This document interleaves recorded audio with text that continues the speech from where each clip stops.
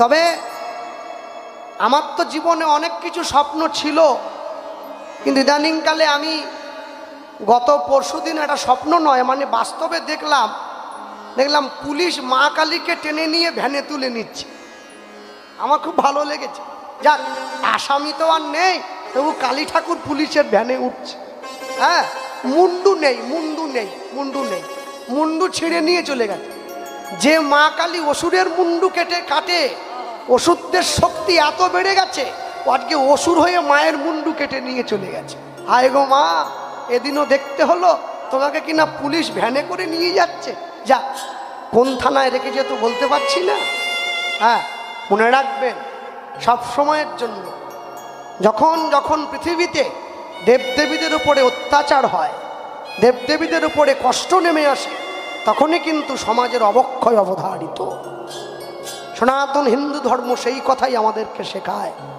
আমরা সেই ধর্মের মানুষ, সেই মাটিতে জন্ম নিয়েছি, যে মাটিতে স্বয়ং প্রহ্লাদকে কৃপা করবার জন্য ভগবান নরসিংহ হয়ে এসেছেন, শুধুমাত্র ভক্তের উপরে অত্যাচারের হাত থেকে ভক্তকে রক্ষা করবার জন্য। জগন্নাথ দেবের প্রতিষ্ঠা যিনি করেছেন তাকে আপনারা সকলেই জানেন, তিনি হচ্ছেন রাজা ইন্দ্রদ্যুম্ন। জগন্নাথ দেবের মন্দিরের প্রচেষ্টা কিন্তু সত্যযুগ থেকে হয়ে আসছে, এক দুদিনের ইতিহাস নয়, সত্যযুগ থেকে চেষ্টা হচ্ছে। হ্যাঁ, দাপর যুগের শেষ, কলিযুগের শুরু, সেই সময়ে গিয়ে মন্দির সম্পূর্ণ হলো। কেন এ কথা বলছেন? দেখবেন এই দামোদর ব্রত চলছে, এই দামোদর ব্রততে যারা ভাগবত পাঠ শুনতে যান, একটা বিশেষ লীলা পাঠ হয় যাকে গজেন্দ্র মোক্ষণ লীলা বলে। শ্রীমদ্ ভাগবতের একটা হাতি সরোবরে স্নান করতে নেমেছিল, একটা কুমির হাতিটার পাটা কামড় দিয়ে ধরেছিল। 1000 বছর যুদ্ধ চলেছে হাতি এবং কুমিরের মধ্যে, কেননা জলে থাকলে কুমিরের শক্তি বেশি হয়, কিন্তু হাতির দেহটা তার কম বড় নয় যে কুমির টেনে নিয়ে যাবে। তো 1000 বছর যুদ্ধ করবার পর যখন সেই হাতিটা ক্লান্ত হয়ে পড়েছিল, তখন সে ভগবানের শরণাপন্ন হয়েছিল। মানুষের যখন দেহের শারীরিক শক্তি থাকে, মানুষ ঈশ্বরের শরণে যায় না। দেহের শক্তি কমে যাওয়ার পরে তার মানসিক শক্তি নষ্ট হয়ে যায়, তখন সে ঈশ্বরের সান্নিধ্যে যাওয়ার চেষ্টা করে। এতদিন পর্যন্ত হাতিটা লড়াই করে যাচ্ছে সত্যযুগ থেকে, যখন তার দেহে বল বুদ্ধি সমস্ত ক্ষীণ হয়ে আসছে, তখন সে ঈশ্বরের সান্নিধ্যে গেছে। এই হাতিটাই হচ্ছে মহারাজ ইন্দ্রদ্যুম্ন। হরি বল, হরি বল। আর যে কুমিরটা ইন্দ্রদ্যুম্নের পাটা কামড়ে ধরেছিল, ও হচ্ছে একজন স্বর্গের গন্ধর্ব, মানে যিনি দেবতাদের জন্য গান গায়। অভিসম্পাত হয়েছিল, তাই হস্তিকুলে জন্ম হয়েছিল। এইবারে আমি একটু বলি, সত্যযুগ শেষ হয়ে যাওয়ার পরে মহারাজ ইন্দ্রদ্যুম্ন জন্ম নিলেন কোথায়? ত্রেতাযুগ। মালব্য দেশের অবন্তীনগর ইন্দ্রদ্যুম্নের রাজপ্রসাদ, যেখানে ইন্দ্রদ্যুম্নকে রামচন্দ্রের 2টি সন্তান ছিল, একটি হচ্ছে লব, একটি হচ্ছে কুশ। লব হচ্ছে বড় ছেলে, কুশ হচ্ছে ছোট ছেলে। এই রামচন্দ্রের যে বড় ছেলে, যার নাম হচ্ছে লব, এই লবের 19তম বংশধর হচ্ছে মহারাজ দেবালিক। এই 19তম বংশধর মহারাজ দেবালিকের পুত্র হচ্ছেন মহারাজ ইন্দ্রদ্যুম্ন। রাজা যদি ভালো হয়, রাজ্য ভালো হবে। রাজাদের মধ্যে যে ঋষি হয় তাকে রাজর্ষি বলা হয়, দেবতাদের মধ্যে যে ঋষি হয় তাকে দেবর্ষি বলা হয়, মহত্বের মধ্যে যে ঋষি হয় তাকে মহর্ষি বলা হয়, আর ঋষিদের মধ্যে যিনি ঋষি তাকে ঋষি বর বলা হয়। তা মহারাজ ইন্দ্রদ্যুম্ন, যার দেহে রামচন্দ্রের রক্ত বইছে, রামচন্দ্র অযোধ্যায় ফিরে এসেছেন 14 বছর রাজ্য রাবণকে উদ্ধার করে, বনবাস শেষ করে ফিরে এসেছেন। মা কৌশল্যাকে প্রণাম করলেন না। কাকে প্রণাম করছেন? কইকেয়ীকে প্রণাম করছেন। রাজপ্রাসাদের লোক দাঁড়িয়ে প্রশ্ন করছেন, আপনি তো রাম, তা যে মা আপনার জন্য 14 বছর চোখের জল ফেললো, সেই মাকে প্রণাম না করে আপনি কইকেয়ীকে প্রণাম করছেন, যে আপনাকে বনে পাঠালো। কইকেয়ীর জন্যই তো রামের বনবাস। দশরথের কাছে গিয়ে দুটো জিনিস চেয়েছিল, দুটো বর দিয়ে দাও। এক, প্রথম বর তোমার ছেলেকে বনে পাঠাতে হবে, দ্বিতীয় বর আমার ছেলে ভরতকে রাজা করতে হবে। দুটো বর।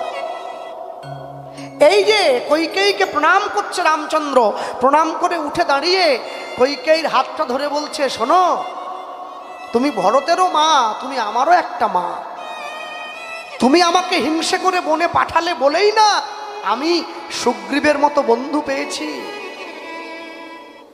তুমি আমাকে হিংসে করে বনে পাঠালে বলেই না আমি জানতে শিখেছি ভালোবাসা দিয়ে বনের বানরকেও আপন করে নেওয়া যায়। হরি বল, হরি বল। তুমি আমাকে ছলনা করে বনে পাঠিয়েছিলে বলেই তো স্ত্রীকে হারানোর কত দুঃখ আমি তখন অনুভব করতে পেরেছি, না হলে কি পারতাম? তুমি আমাকে ছলনা করে বনে পাঠিয়েছিলে বলেই রাবণের মতো অহংকারী পণ্ডিত ব্রাহ্মণের সঙ্গে আমার সাক্ষাৎ হয়েছিল, না হলে কি হতো? এগুলো সময়ের ফের, আমাদেরকে নিতেই হয়। সেই ইন্দ্রদ্যুম্ন রাজা, যার দেহে রাম বংশের রক্ত বইছে। তত্ত্বদর্শী মহাজন লিখছেন একবারে শুরুতে দাঁড়িয়ে, অবন্তীন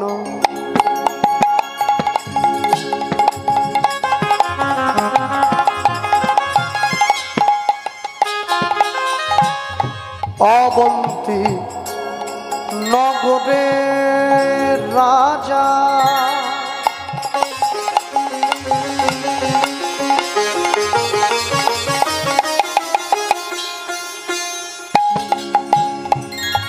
ইন্দ্রদ্যুম্ন নাম ওই নয়াবন্তিত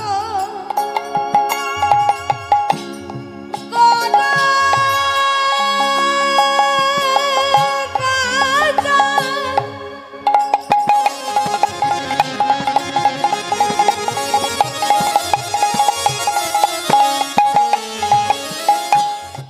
ইন্দ্রদন্ডু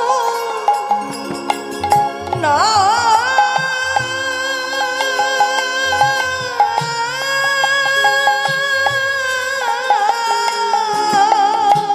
অবন্তী নগরে রাজা, রাজা ইন্দ্রদ্যুম্ন নাম ওই নয়াবন্তিত রাজা,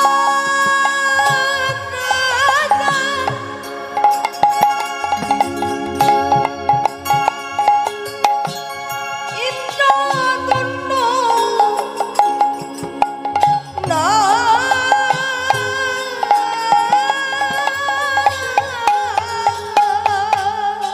কৃষ্ণ ভক্ত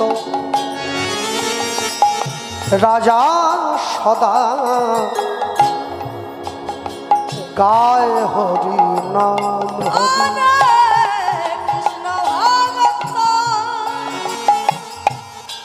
রাজা সদা গায় কৃষ্ণ নাম। কৃষ্ণ ভক্ত রাজা সদা গায় হরি নাম, কৃষ্ণ ভগত রাজা সদা গায় হরি নাম। বিষ্ণু রসে পাদ পদ্ম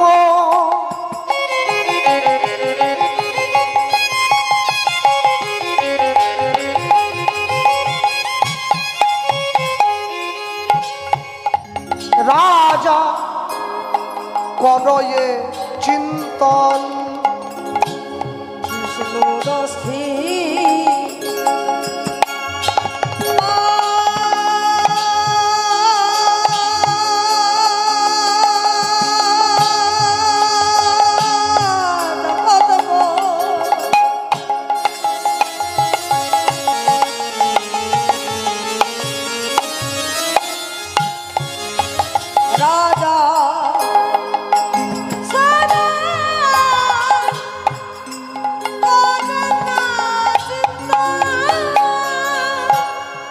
এতদিন পরে লোকে বলবে গায়কের থেকে দলটা ভালো আছে, আগেও ভালো ছিল। বলি হৃদয় মাঝারে রাখি করয়ে ভজন,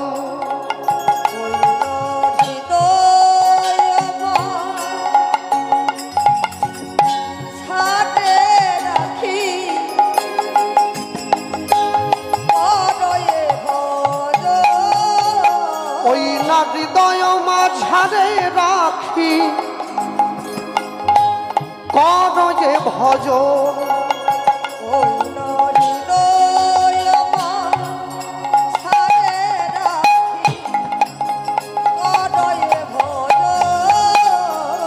রাজার নয়ন ধারা বিরাম নাই রে,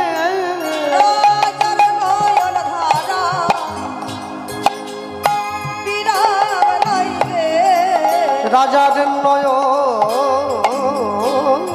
ধারা বিরাম নাই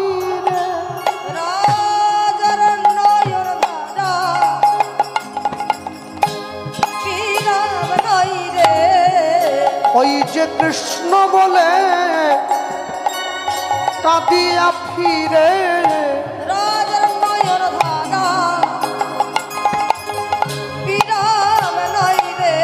ও যে গোবিন্দ কৃপা কর বলে,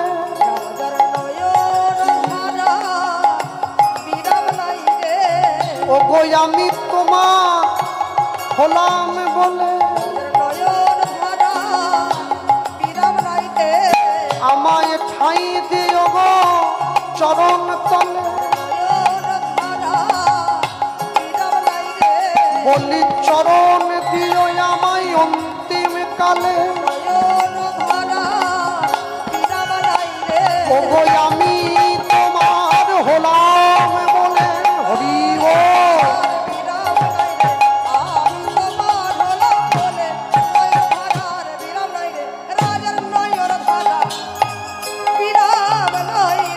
ও হৃদয় মাঝারে রাখি করয়ে ভজ,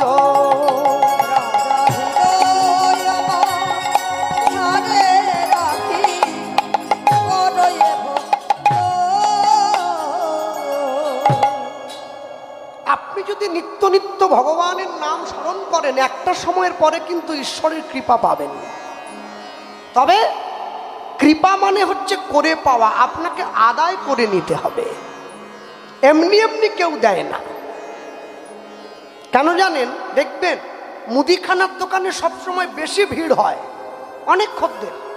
কে বলছে 1 টাকার লঙ্কা দাও, একটু জিরে দাও, একটু হলুদ দাও, একটু নুন দাও। আচ্ছা, সোনার দোকানে কি অনেক ভিড় হয়?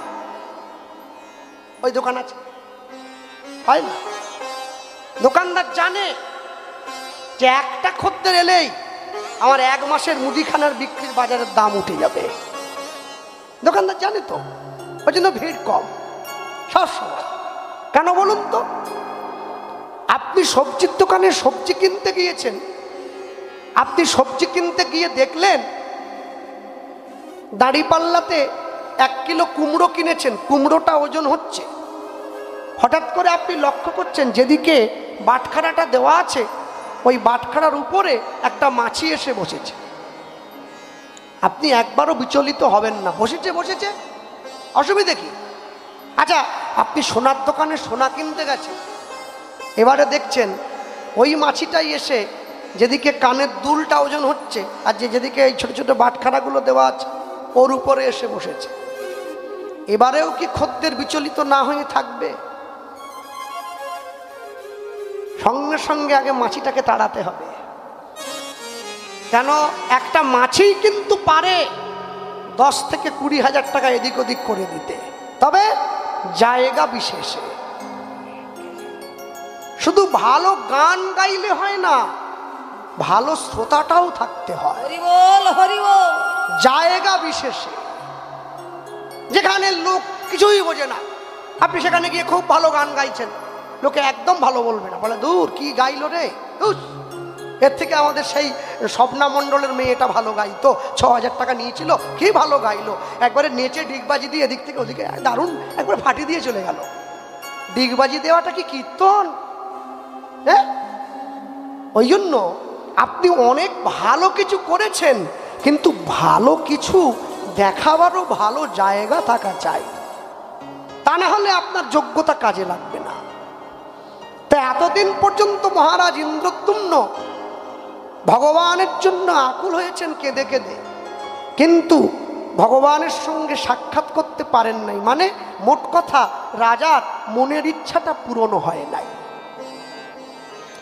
এই যে পূরণ হয় নাই, রাতের অন্ধকারে রাজা শুয়ে রয়েছেন, এমন সময় হঠাৎ করে একজন সাধু রাজার স্বপ্নে এসে রাজাকে আদেশ করছে।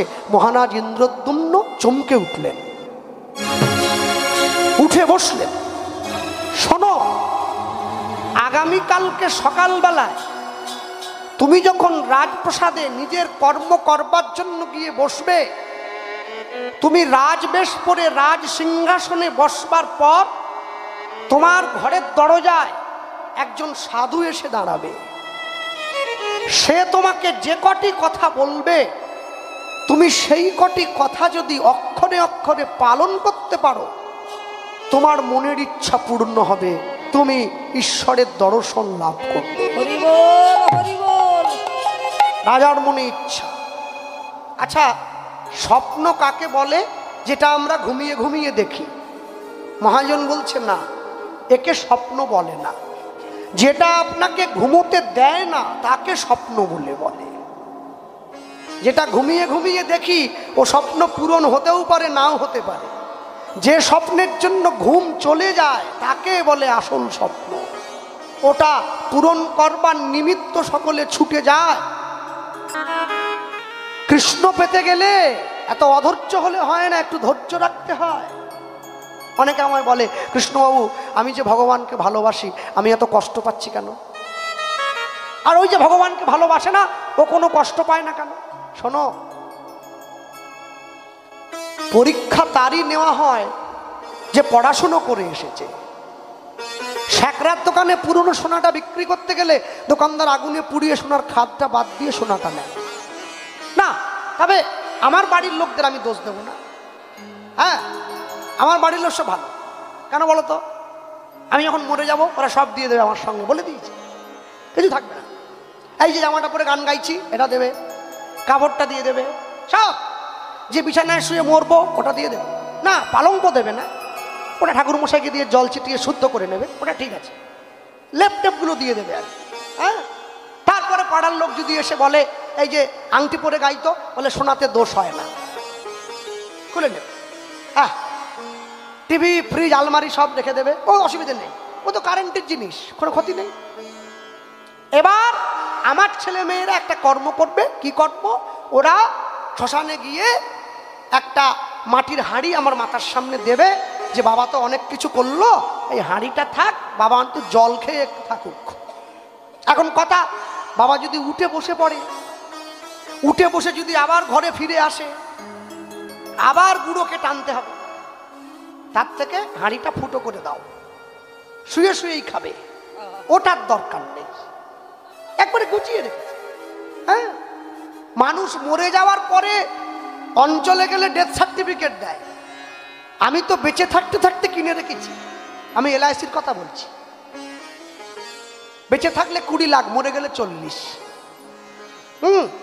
যেদিন থেকে আমার স্ত্রী জানতে পেরেছে যে আমার স্বামী LIC করেছে, নমিনি ওকে রাখা হয়েছে, ও সেদিন থেকে ঠাকুরকে একটা করে ফুল বেশি দিচ্ছে, শেষের ফুলটা।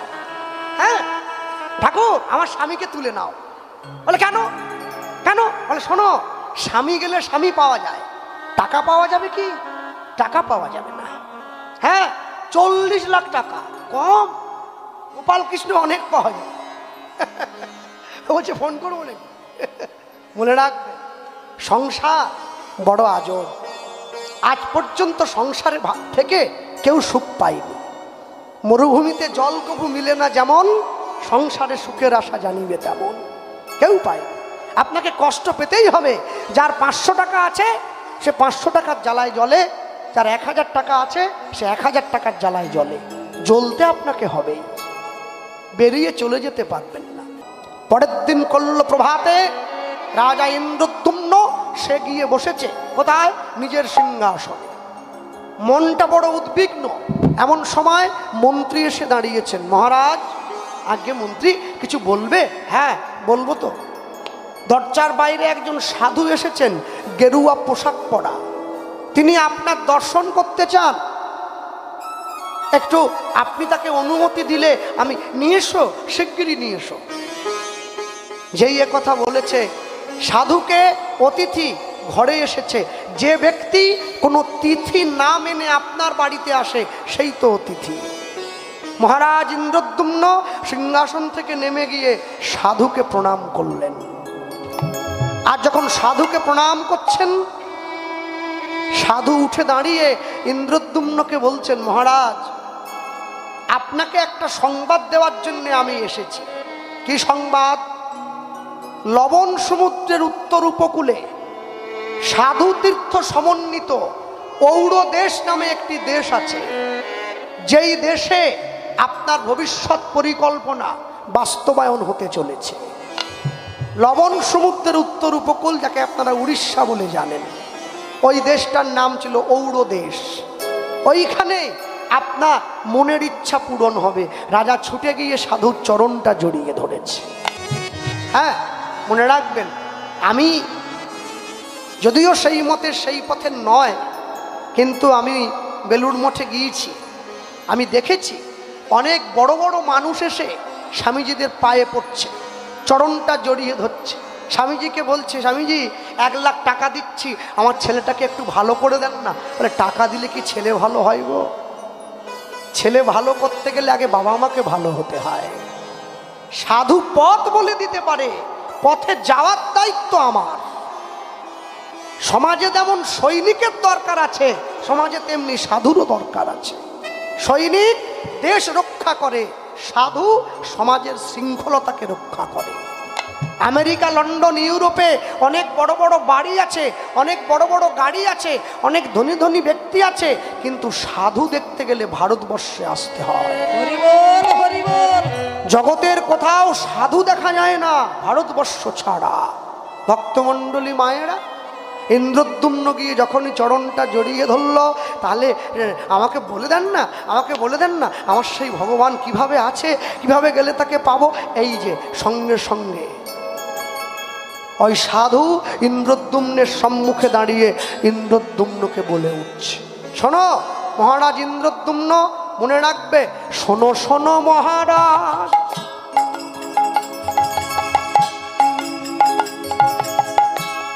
ইন্দ্রদ্যুম্ন নাম, শোনো শোনো মহারাজ,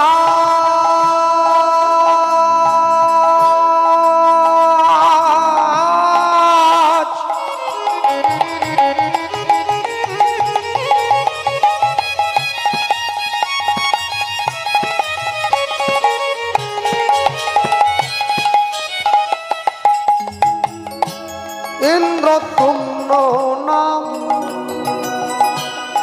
শোনো শোনো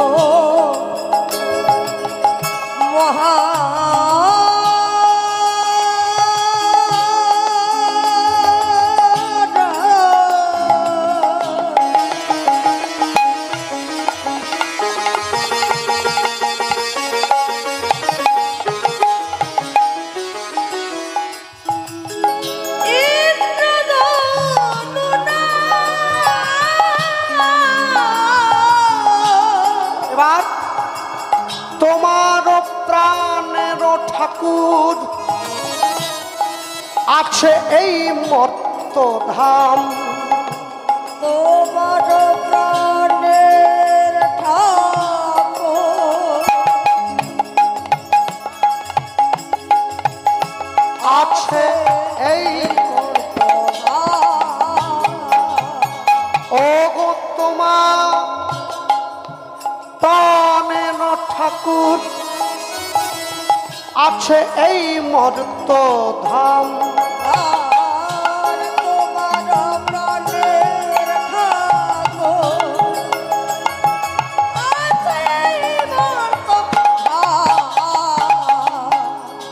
সবর পূজিত হয়ে আছেন মুরারি।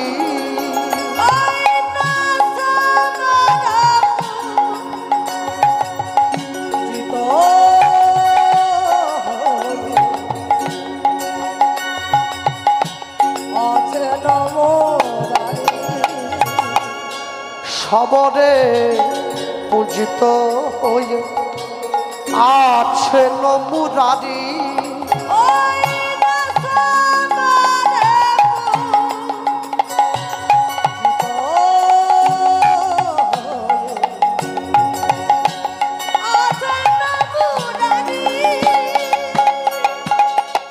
কোথায় পাবো, কোথায় পাবো? নীলগিরির মধ্যে লহ অন্বেষণ করি। উলুধ্বনি হরে মা।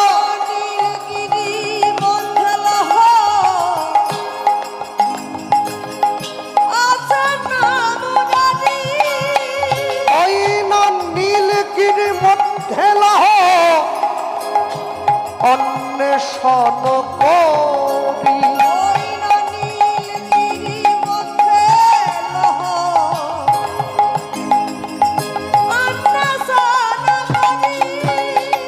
রাজা তার মহিমা প্রচার কর। রাজা তার মহিমা প্রচার করো। ওই না জগৎ মাঝারে প্রতিষ্ঠা কর। রাজা তার মহিমা প্রচার করো। তুমি শোনো হে নৃপবর, বলি জগৎ মাঝারে প্রতিষ্ঠা করো। বলি শোনো হে নৃপবর, নিতাই গৌর হরিবল।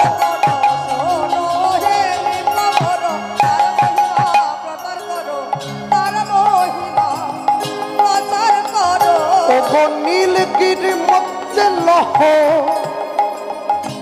অন্বেষণ করি।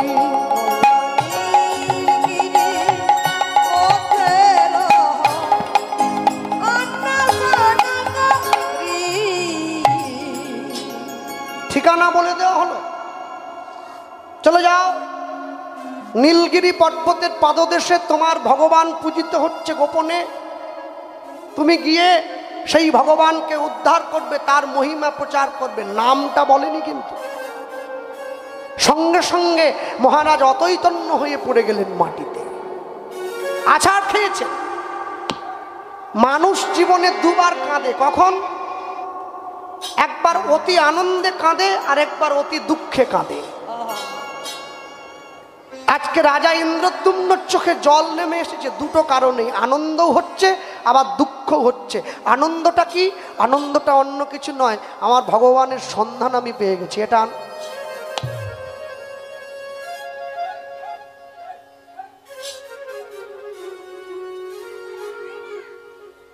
এটা আনন্দ।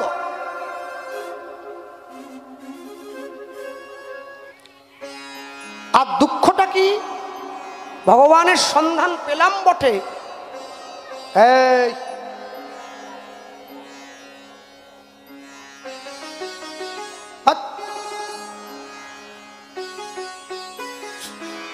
এটা আনন্দ। আর দুঃখটা কি? যে এত কষ্ট করে সন্ধান পাওয়ার পরেও সম্পূর্ণ জানতে পারলাম না কোথায় গেলে পাওয়া যাবে। আর এই চিন্তা করে রাজা রাজ্যের সকল রাজ্যবাসীকে খবর দিয়েছে, সকলের কাছে নির্দেশ দিলেন, নীলগিরি পর্বতের পাদদেশে আমার ভগবান মুরারি রূপে সেবিত হচ্ছেন, হাতে বাঁশি নিয়ে আছেন। তোমরা যদি আমার সেই ভগবানকে এনে দিতে পারো, আমি তোমাদেরকে 5টা গ্রাম দেব, 1 লক্ষ স্বর্ণ মুদ্রা দেব।